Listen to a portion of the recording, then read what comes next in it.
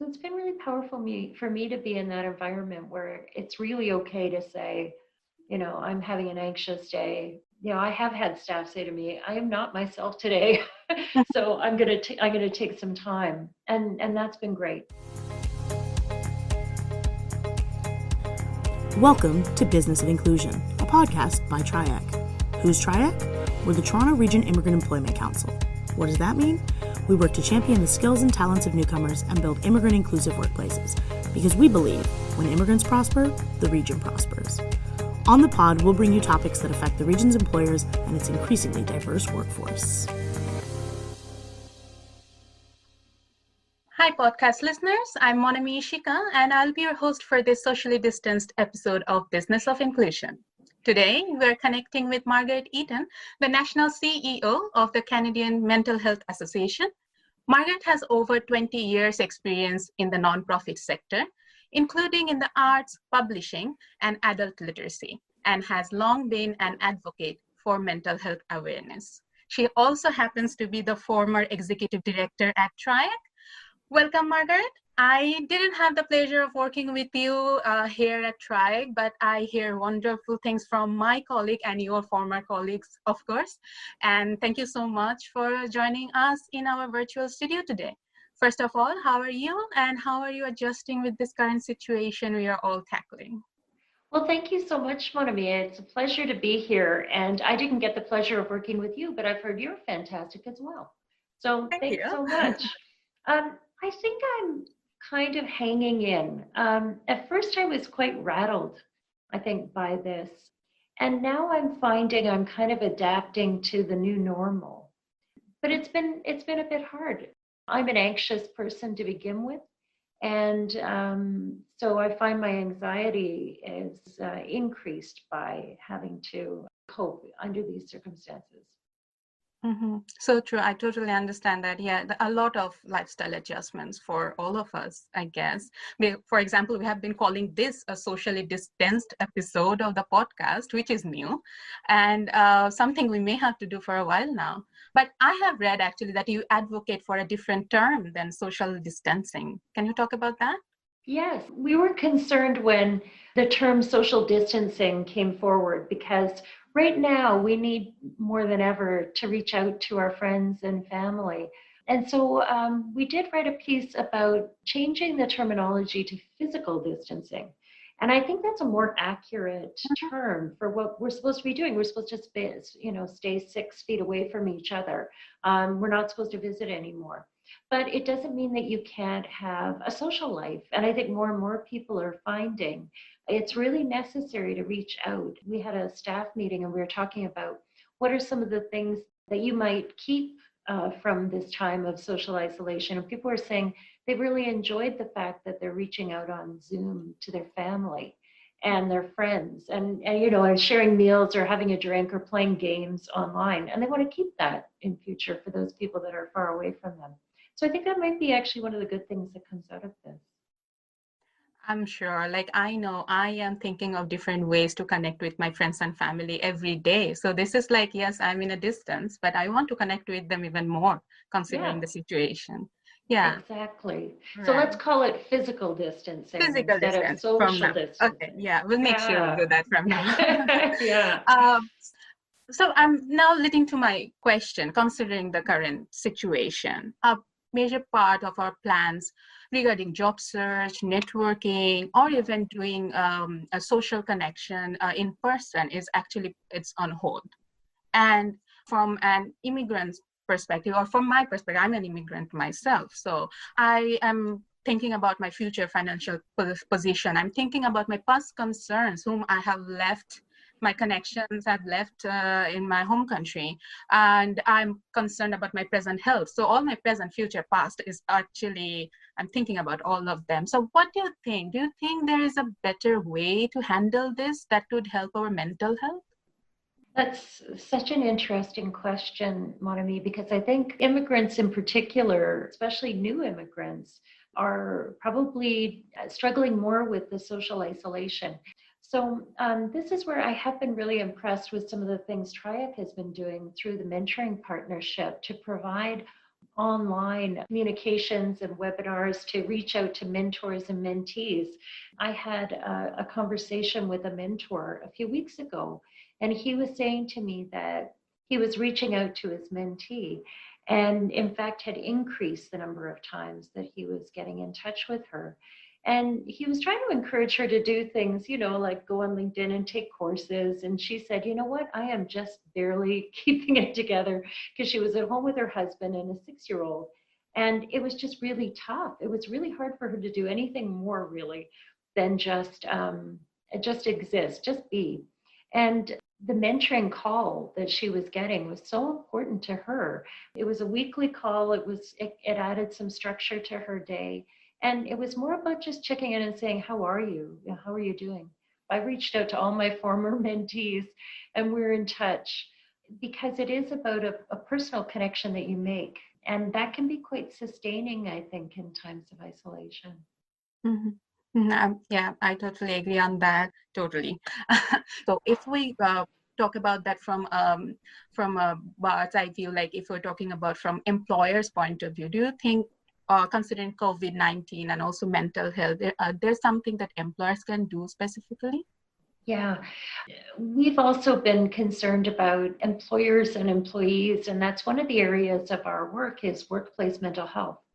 And so on our website, cmha.ca, you can go and see some of our tips and advice for workplaces in particular. But for employers, we think it's really important that they be really clear and transparent in communications about how they're responding to COVID-19 and what the implications are for people's employment. So we've seen a lot of people laid off over this time, and I've heard some real horror stories about how employers have been laying people off. So, remember your humanity in all of this, and people should find out as much as possible directly from the employer. I think it's really important that leaders communicate a lot. I mean, one of the things we're doing, we have a weekly staff meeting with all staff, just for half an hour as a touch point. And it's an opportunity for me to give updates on how things are changing, because our work is changing a lot, and it's almost changing every day as we think about how do we turn events that were in person into virtual events, just things like that. It's also, I think, really important to show empathy right now. Leaders need to show that care and concern for people. One of the things we've done is just shared information about our employee assistance program. So if people need someone to talk to about all of their stresses, because we don't know what else is happening at home, partners losing work, impact on children, there's just a lot going on. So I think showing some compassion and care for employees is what's needed right now. Yeah, I'm glad that you actually touched on the point transparency and how it is important to share. I know coming here as an immigrant, I am still struggling with a lot of issues for me, but I myself is a person who do not hesitate to seek help, but not all of us are like that. So in regards to that, I wanted to know your experience with it. How has been the response when you have attempted to share? Do you think we can actually be fully transparent in a workplace? Especially in the workplace, people can feel that they can't really bring their whole self to work. And with mental health, because it's not something that's visible, it is harder to even explain to an employer, I'm struggling today. So we have a campaign called Not Myself Today. We actually distribute buttons to the employer. And the buttons are really fun because they say things like, I feel grateful, or I feel confused, or I'm tired, or, I'm upset. They're about how you're feeling. So we often will say, oh, I'm fine. Everything is great. I'm fine. But we may not feel fine on the inside. We might feel quite differently. And so we encourage employees to be more transparent about how they really feel, and employers to be accepting of what the status of their employees' mental health might be. When I started in this role, I thought, one of the things that appealed to me about the Mental Health Association was that I've had my own issues with anxiety and with depression. And so in my job interview, I actually said, I'm a person with a lived experience of mental health issues. And I said, if I can't talk about that here, where can I talk about that? Absolutely. I've never been, that open or that candid about my own challenges. And many of our staff in the national office also have mental health issues, and they've been quite open about their challenges. And it's very interesting. It creates a different kind of environment in a way because you are candid about your own issues. So one of the staff said to me, she dropped by my office in my first week or two, and she said, I appreciate that you shared your own experience. And she said, I also struggle with anxiety and depression. And she said, I've had some severe depressive incidents. But she said, that's our superpower. And I thought, wow, like what a great way of thinking about it, especially for us, right? In our work. It is a superpower if you have some lived experience. It gives you empathy, it gives you insight. And the fact that we can share about it is a way of modeling it for other organizations. So it's been really powerful for me to be in that environment where it's really okay to say, I'm having an anxious day, or, I have had staff say to me, I am not myself today. So I'm going to take some time. And that's been great. Turning weakness into a strength. We often struggle to put our vulnerabilities out there, but when we do that, we can actually turn that into superpower. And right, quite true. So with ourselves, we can be transparent, but I'm sure you would agree that the organizational culture and our colleagues, everyone actually contributes a lot, isn't it? Yeah, it's another element of inclusion, that we welcome, everyone, and you can bring your whole self to work. In TRIEC, we talked a lot about, of course, immigrants and people of color, and people not feeling like they are accepted in the same way as a Canadian-born person or a white person. But another element of that is your mental health. And yeah, whether you feel like the organization has policies and practices that support you, and maybe even provide accommodations for mental health. Just like saying, I've got a migraine, I won't be, or, I've got a bad cold, I've got to stay home. We have to have that same kind of ability to treat mental health in that same sort of way, that it's common. 1 in 5 Canadians are going to experience a mental health issue before the age of 40. After that, the numbers are even higher. So we have to have workplaces that understand and appreciate that they need to support people the way they are. And the thing is, and we see this with inclusion, the dividends for that as an employer are great. When you create that welcoming workplace, you increase engagement, you increase productivity, and you lower turnover. So it's important. I was reading an article from Dennis Trottier, who is the Chief Mental Health Officer for KPMG Canada. And that's another, it's a great innovation, having a Chief Mental Health Officer in a big organization. And I was thinking, what happens to the smaller organization? Are there some barriers they face if they want to do a lot, maybe, but maybe there is lack of resources? What's your take on that? That's a huge issue for all elements of inclusion. It's such a luxury to have a chief diversity officer or a chief mental health officer, and we're seeing that trend. We work more and more with employers that have designated people for health and well-being, health and wellness, or psychological safety.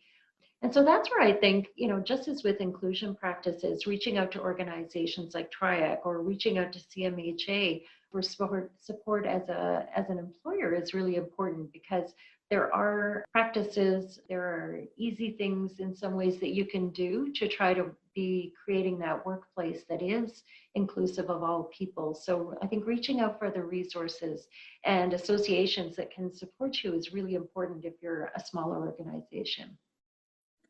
There's been a long history of stigma around mental illness.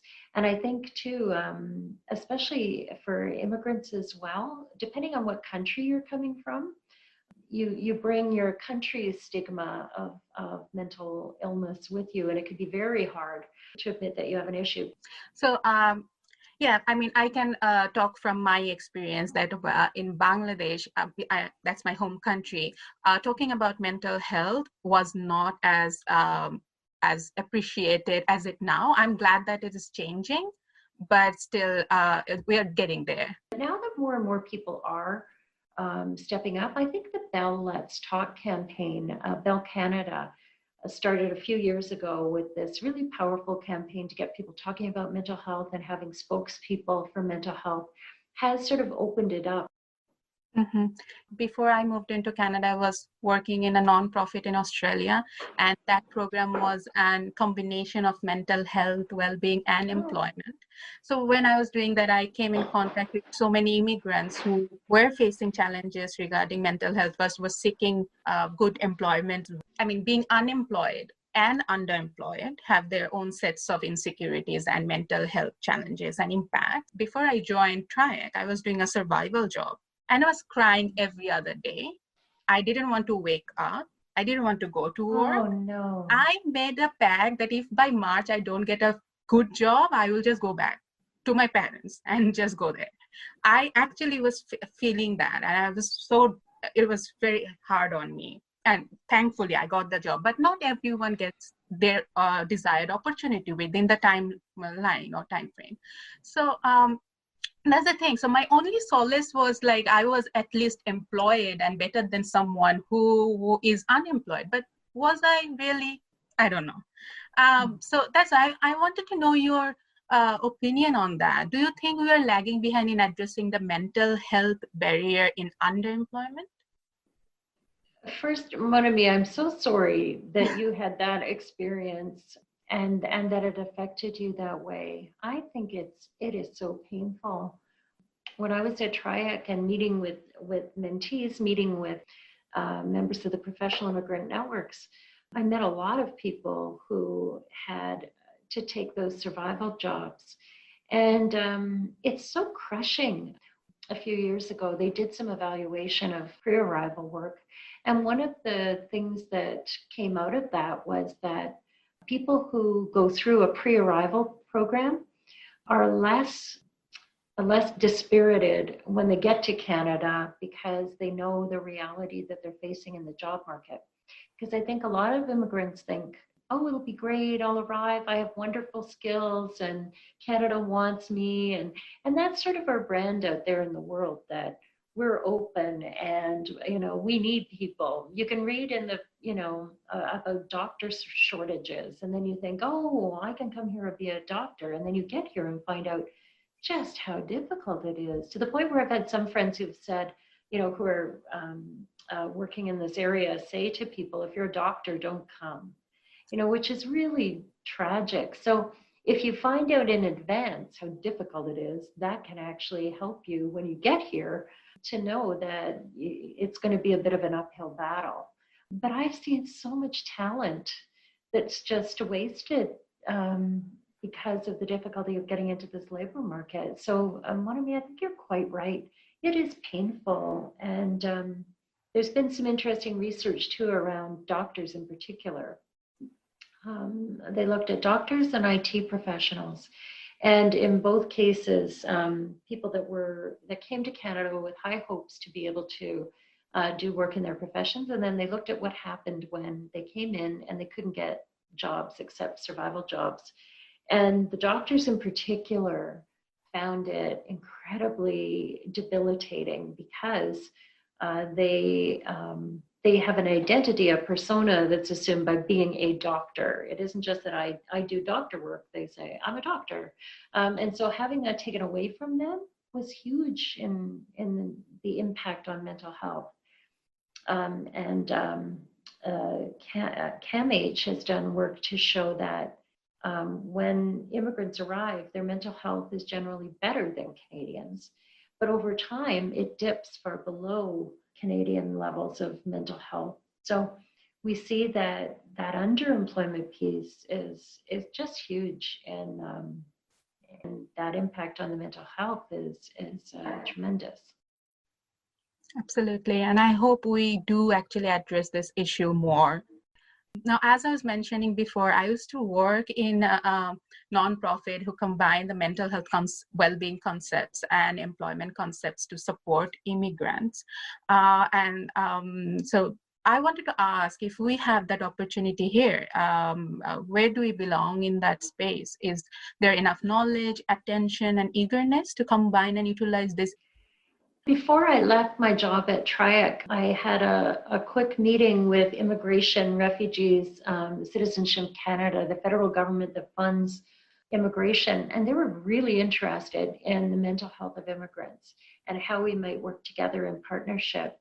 And one of the things that the IRCC person said to me was that they became very aware of mental health issues when the Syrian refugees arrived, and through that whole period where they saw the impact of trauma in particular, but it just made them much more alive to these issues. And so I ended up directing them to, it was the Ontario branch of IRCC, so they're now working with CMHA Ontario on a project around immigrant mental health. So I think there is much more interest in looking at the mental health implications.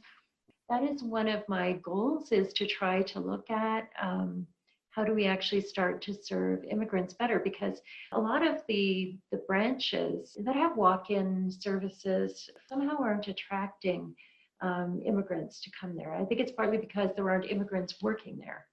You know, when you see a friendly face from your community, that makes you much more likely to step in.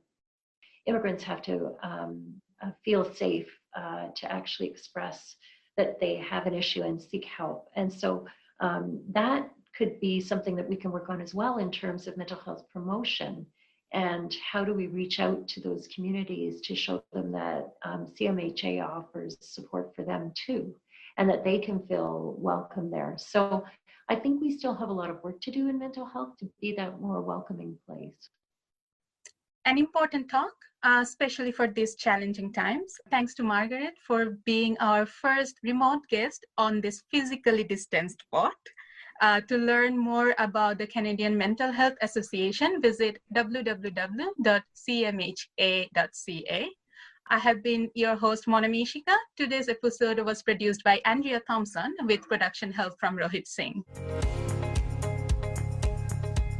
And that was Business of Inclusion.